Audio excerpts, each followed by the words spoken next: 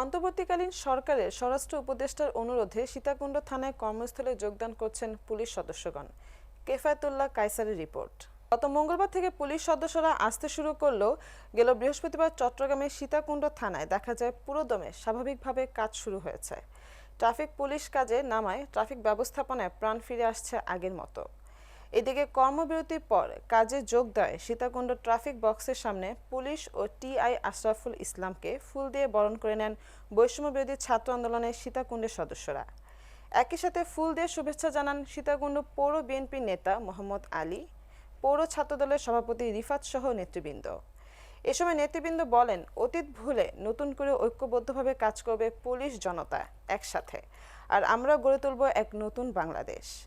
এই বিষয়ে বৈষম্যবিরোধী ছাত্র আন্দোলনের চট্টগ্রামের সমন্বয়ক খান তালাত মাহমুদ রাফি বলেন, পুলিশ আমাদের প্রতিপক্ষ নয়, পুলিশ কাজে যোগ দেওয়ায় আমরা তাদের স্বাগত জানাই।